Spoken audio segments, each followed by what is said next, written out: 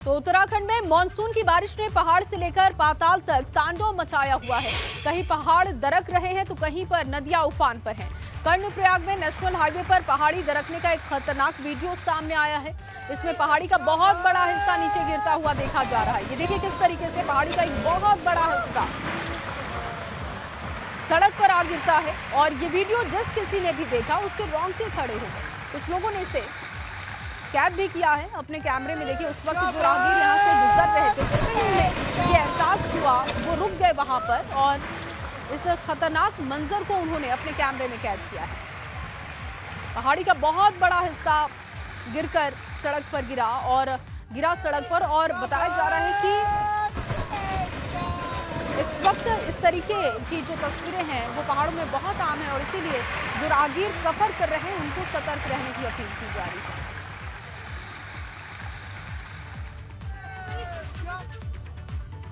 और वहीं जोशीमठ के जुगजू गांव के ऊपर पहाड़ी का बहुत बड़ा हिस्सा टूटकर नीचे गिरा, जिससे ग्रामीणों में दहशत का माहौल है।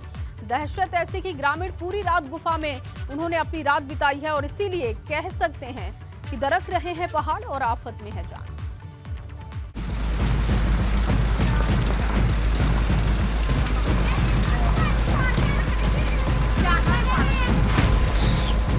दरकते पहाड़ की ये तस्वीरें जोशीमठ की हैं।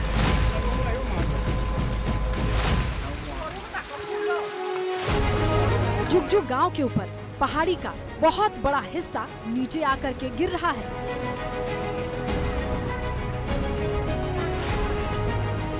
जुगजू गांव रेड़ी गांव के ठीक सामने है और रेड़ी गांव वही गांव है जहां पिछले साल आपदा में बड़ी तबाही हुई थी। जिस समय ये घटना हुई गांव के लोग अपने घरों में मौजूद थे। चट्टान गिरने का शोर सुनकर ग्रामीणों ने फौरन अपना घर खाली कर लिया और एक गुफा के अंदर जाकर छिपे, जिससे उनकी जान बच पाई। भारी बारिश के कारण जो है कि बहुत जबरदस्त ढंग से 10:30 बजे रात से जो है कि चट्टान टूट रहा है और हम लोग जो है कि इस प्रकार बारिश में रात गुजारने के लिए इस गुफा में मजबूर हुए हैं। ये तस्वीर जिस किसी ने देखी वो दहशत में है। देखिए पहाड़ी का कितना बड़ा हिस्सा नीचे गिर रहा है। हर तरफ धूल का गुबार नजर आ रहा है। ऐसे हालात में भला कोई अपने घर में कैसे रह पाए। पता नहीं कब मुसीबत का मलबा घरों को जद में ले और लोग अपने घरों में कुछ इस तरीके से डरते हुए जीने को मजबूर हैं। एबीपी गंगा के लिए जोशीमठ से रणजीत रावत की रिपोर्ट। और वहीं उत्तरकाशी में गंगोत्री नेशनल हाईवे भूस्खलन का डेंजर जोन बन चुका है और यहां हाईवे के करीब 200 मीटर हिस्से में पहाड़ी से लगातार मलबा नीचे आ रहा है, जिसकी वजह से बीआरओ को भी काफी दिक्कतों का सामना करना पड़ रहा है। हालांकि कल शाम को 1 घंटे के लिए बंदर कोट के पास हाईवे को खोला गया था, लेकिन सुरक्षा के मद्देनजर रात को हाईवे को फिर से बंद कर दिया गया।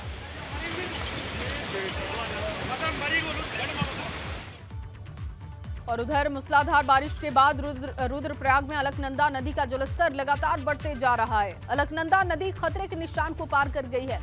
नदी के घाट पर बनी भगवान शंकर की 10 फीट ऊंची मूर्ति भी पानी में समा गई है। रिपोर्ट देखिए।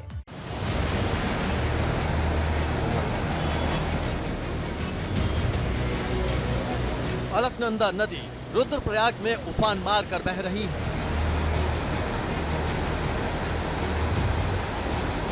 अलकनंदा का जलस्तर खतरे के निशान को पार कर चुका है, तो वहीं घाट भी पानी में डूब गए हैं। अलकनंदा का जलस्तर बढ़ने से बेलनी पुल के नीचे बनी भगवान शंकर की 10 फीट ऊंची मूर्ति भी पानी में डूब गई है।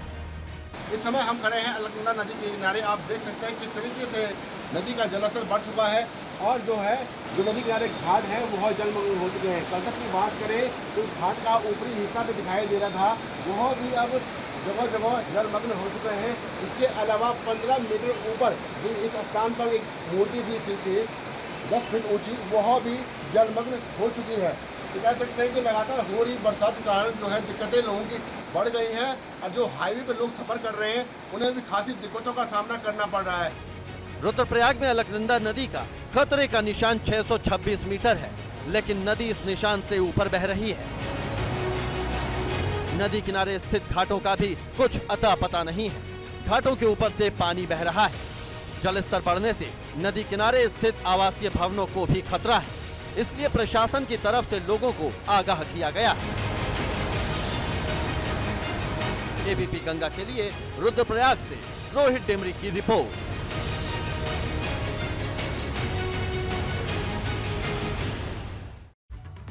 वहीं बारिश की वजह से चारधाम यात्रियों के साथ ही राहगीर भी परेशान हैं। जोशीमठ में बद्रीनाथ नेशनल हाईवे बाधित है, तो वहीं रुद्रप्रयाग में केदारनाथ हाईवे पर भी लैंडस्लाइड भी रोड खोलने में जुटे हुए हैं, मगर मलबा इस कदर गिरा है कि उसे हटाना आसान नहीं है। इसीलिए काम तेजी से चल रहा है। रोड बंद होने से बद्रीनाथ हाईवे पर जाम लग गया है। काफी देर बाद हाईवे खुला, तब कहीं जाकर रोड पर आवाजाही शुरू हो पाई।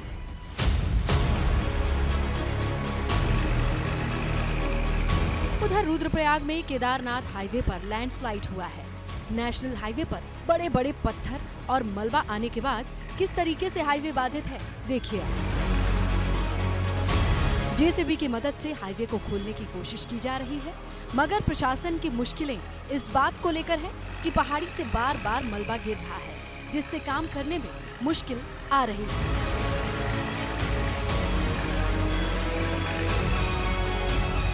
चारधाम यात्रा चल रही है, ऐसे में चारधाम यात्रियों के साथ ही राहगीरों की भी मुश्किलें बढ़ गई हैं।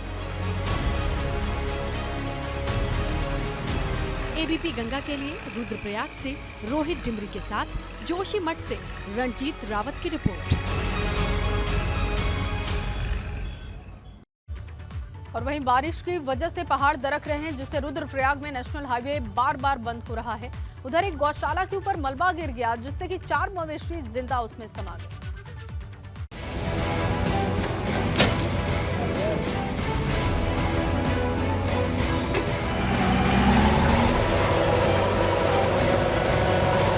रुद्रप्रयाग में मानसून की बारिश आफत बनकर बरस रही है। सिरोपगढ़ में पहाड़ी से बार बार मलबा गिर रहा है, जिससे चारधाम यात्री परेशान हैं। यात्रियों की मुश्किलों को आप इन 2 तस्वीरों से समझिए। एक तरफ सिरोपगढ़ में ये पॉइंट पर जहां पर बार बार मलबा गिर रहा है, तो वहीं दूसरी तरफ राहगीर रोड खुलने का इंतजार कर रहे हैं। सिरोपगढ़ में बार बार मलबा आ रहा है और जैसे ही बारिश आ रही है तो ऊपर से लैंडस्लाइड हो रहा है। तो वहाँ पर हम लोगों ने पुलिस विभाग को पुलिस वाले उनको लगा रखे हैं और वहाँ पर 2 जेसीबी दोनों तरफ से ही वो काम कर रहे हैं। जैसे ही मलबा आता है उसको हटा दिया जाता है और यातायात सुचारू हो जाता है। बारिश का कहर ग्रामीणों पर भी है। बुढ़ाना गांव में बारिश की वजह से गौशाला गिर गई। इस दौरान गौशाला के अंदर 4 मवेशी दब गए। हमको सुबह 5 बजे के लगभग बुढ़ना गांव की जो सूचना मिली थी, सूचना मिलते ही हमारी वहां पर एक टीम पहले ऑलरेडी है वहां पे, उनको वहां से मार्च करवाया था। तो रास्ता जगह जगह पर रोड ब्लॉक हो रखी थी, जिससे कि तुरंत उसी समय जेसीबी द्वारा खुलवा करके और जो हमारे टीम थी वो वहाँ पर पहुँच चुकी थी। तब तक वो दब चुका था, उनके लिए जेसीबी मौके पे है। घटना के बाद रेस्क्यू टीमों ने मोर्चा संभाल लिया, मलबा साफ किया गया, मगर तब तक 4 मवेशी मौत के मुंह में समा चुके थे। बारिश की वजह से केदारनाथ हाईवे पर जगह जगह भूस्खलन हो रहा है। हाईवे सिल्ली, बांसवाड़ा, मुनकटिया और सिरोपगढ़ में बाधित है। ऐसे में चारधाम यात्रियों के साथ उन लोगों की मुश्किलें बढ़ गई हैं, जिनकी इस रोड से आवाजाही होती है।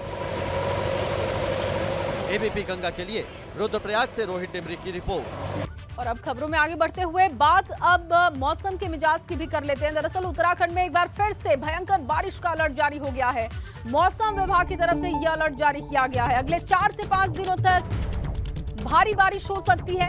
मौसम विभाग का पूर्वानुमान है 8 जिलों में बहुत भारी बारिश का अलर्ट है। उत्तरकाशी, चमोली, पिथौरागढ़, बागेश्वर में भारी बारिश हो सकती है। इसके अलावा मौसम विभाग का अनुमान है कि देहरादून, पौड़ी, नैनीताल और चंपावत में भी भारी बारिश हो सकती है।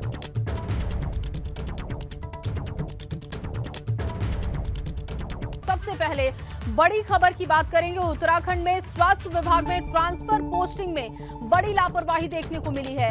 बिना मंत्री की जानकारी के स्वास्थ्य विभाग में एक अधिकारी को रिटायरमेंट के बाद फिर से नियुक्ति दे दी गई, जबकि इसी अधिकारी के खिलाफ कई अनियमितताओं को लेकर जांच भी हो रही है।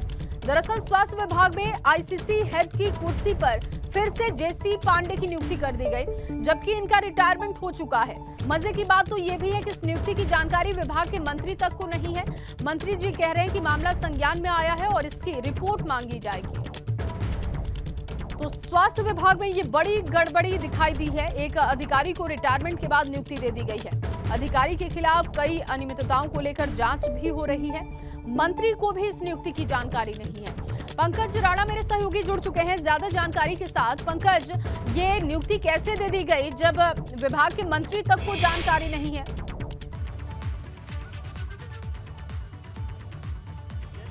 बहुत बड़ी घोर लापरवाही से हम कह सकते हैं, क्योंकि एक अधिकारी जो अप्रैल में रिटायरमेंट होता है उसको ही फिर से नियुक्ति दी जाती है, उसी पद पर नियुक्ति दी जाती है जिस पद पे ये अधिकारी रिटायरमेंट होता है। जेसी पांडे है जो आईईसी के हेड थे और इनकी अप्रैल में इनका रिटायरमेंट हो जाता है। उसके बाद विभाग और शासन की साठगांठ के आधार पर इनको नियुक्ति दी जाती है। लेकिन एक गंभीर बात यह है कि नियुक्ति की जानकारी न तो स्वास्थ्य मंत्री धन सिंह रावत को है और ना ही मुख्यमंत्री पुष्कर सिंह धामी को है। इससे एक गंभीर सवाल खड़ा होता है कि शासन और विभाग के स्तर पर फिर से ये नियुक्ति क्यों की गई है, और जबकि इतनी अधिकारी जो जेसी पांडे हैं उनके पास उन पर अनियमितताओं के आरोप लगे हैं। इसी विभाग में जो तमाम मुद्रण प्रकाशन की सामग्री होती है, आईईसी की सामग्री होती है, उनके खरीद को लेकर इन पर कई तरह की अनियमितताओं के आरोप लगे हैं। कोटद्वार के एक व्यक्ति ने इनकी पीएमओ में शिकायत की है और पीएमओ के आदेश के बाद इनकी जाँच के लिए एक 4 सदस्यीय कमेटी का गठन किया गया है। ये कमेटी 23 जुलाई को बनाई जाती है और 23 जुलाई को एक आदेश जारी होता है कि 4 सदस्यीय कमेटी इनके खिलाफ जो अनियमितताएं हुई है, जो पीएमओ ने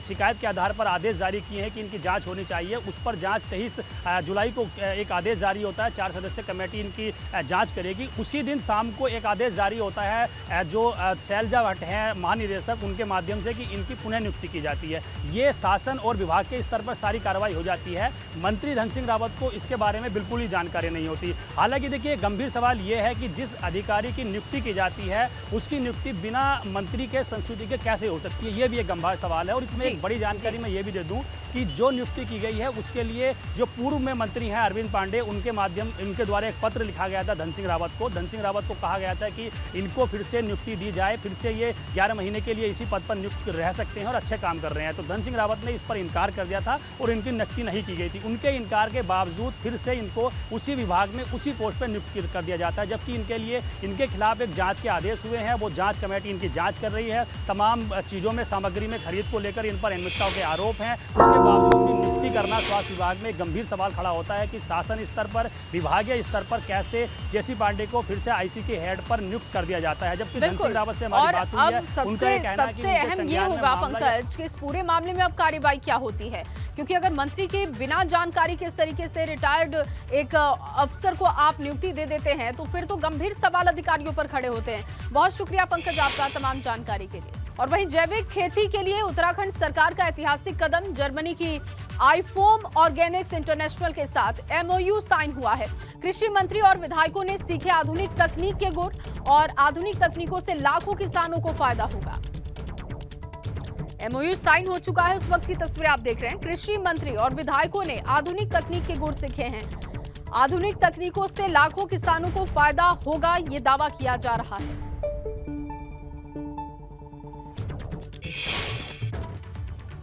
और अगली खबर रुड़की से, जहां कांग्रेस ने हरिद्वार पंचायत चुनाव की तैयारी तेज कर दी है। नेता प्रतिपक्ष यशपाल आर्य का आज भगवानपुर का दौरा है। बड़ी खबर इस वक्त आपको दे रहे हैं। कांग्रेस विधायक ममता राकेश और कार्यकर्ताओं के साथ पंचायत चुनाव को लेकर चर्चा होगी। पंचायत चुनाव को लेकर अब कांग्रेस भी पूरी तरीके से मुखर दिखाई दे रही है। नेता प्रतिपक्ष यशपाल आर्य भगवानपुर में कार्यकर्ताओं के साथ बैठक करेंगे। इसके साथ ही पंचायत चुनाव को लेकर रणनीति भी तैयार करेंगे। और चलिए अब आपको कोरोना अपडेट भी बता देते हैं। उत्तराखंड में कोरोना ने एक बार फिर से रफ्तार पकड़ ली है। 24 घंटे के आंकड़ों की बात की जाए, 334 नए कोरोना के केस रिपोर्ट हुए हैं। 24 घंटे में 2 लोगों की मौत हो गई है। 257 मरीज जो कि कोरोना से रिकवर हुए हैं। प्रदेश में कोरोना के 1359 इस वक्त एक्टिव केसेस हैं। कोरोना के मामले एक बार फिर से बढ़ने लगे हैं, सतर्क रहने की जरूरत है। 257 मरीज जो कि कोरोना से रिकवर हुए हैं।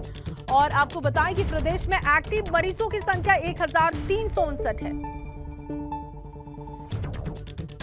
खबर देहरादून से है, जहां फर्जी कॉल सेंटर्स का बड़ा कारोबार चल रहा था। 4 दिन में 3 बड़े फर्जी कॉल सेंटर का पर्दाफाश हुआ। एसटीएफ की टीम लगातार कार्रवाई कर रही है। 3 कॉल सेंटर्स पर रेड कर एसटीएफ ने 17 लोगों को गिरफ्तार किया। शहर के भीतर ऐसे कई कॉल सेंटर हैं जो करोड़ों की ठगी कर रहे हैं।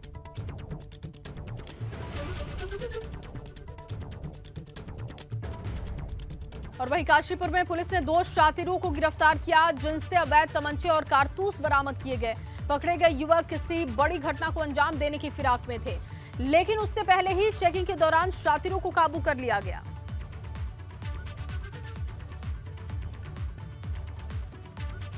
और वहीं उत्तराखंड अधीनस्थ चयन आयोग की परीक्षा का पेपर लीक होने के बाद अब उन अभ्यर्थियों की चिंता भी बढ़ गई है जिन्हें आने वाले समय में एग्जाम देने हैं। हालांकि आयोग के सचिव का कहना है कि आगामी समय में परीक्षाएं समय पर होंगी।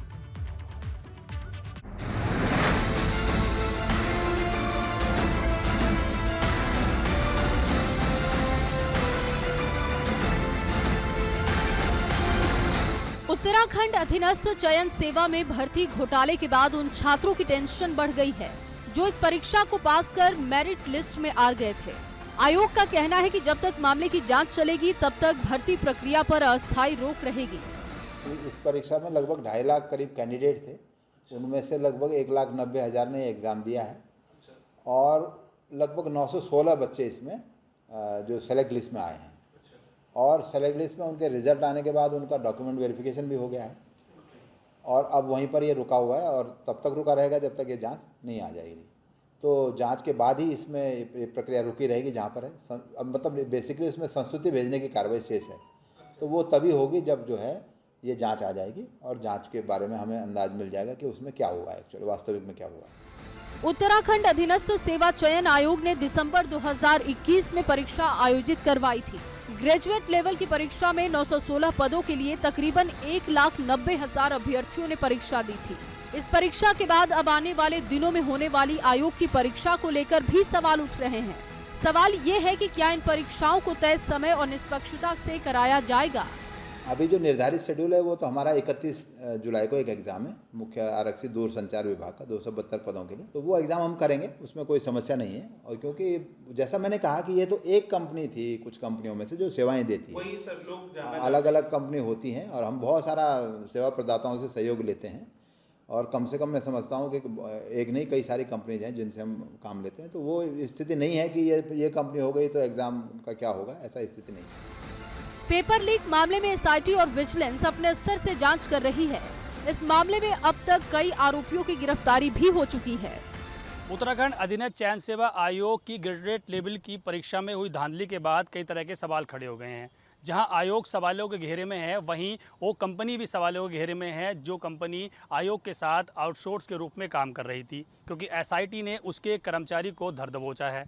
साथ ही उन युवाओं के भविष्य पर भी सवाल खड़ा हो गया है जिन्होंने ये परीक्षा दी थी, क्योंकि जब तक जांच पूरी नहीं हो जाती तब तक आगे की प्रक्रिया उसके लिए नहीं की जा सकती। साथ ही साथ वो युवा टेंशन में है जिन्होंने तमाम परीक्षाओं के लिए आवेदन किया था और आयोग आगे के दिनों में वो परीक्षाएं कराने जा रहा है, क्योंकि वो युवा इस बात को लेकर चिंतित हैं कि परीक्षा अब वक्त पर होंगी या नहीं होंगी, और साथ ही साथ पर ये क्या गारंटी है कि परीक्षाओं में धांधली नहीं होगी, क्योंकि कई तरह के सवाल खड़े हो गए हैं। और आयोग ये का एक साफ कहना है कि अपनी परीक्षाएं आयोग वक्त पर कराएगा और किसी भी तरह की धांधली नहीं की जाएगी। देहरादून से अपने सहयोगी क्रिस्टोफर लॉरेंस के साथ पंकज राणा, एबीपी गंगा। और वहीं यमुनोत्री धाम के आखिरी सड़क पड़ाव जानकी चट्टी में कूड़े का अंबार लगा हुआ है। पैदल रास्तों से लेकर वाहन के रास्तों में कबाड़ का ढेर लगा हुआ है। हालांकि इस जगह पर साफ सफाई के लिए जिला पंचायत ने 36 पर्यावरण मित्रों को तैनात किया, मगर पर्यावरण मित्रों को सैलरी नहीं मिल रही है, जिस वजह से उन्होंने काम करना बंद कर दिया है।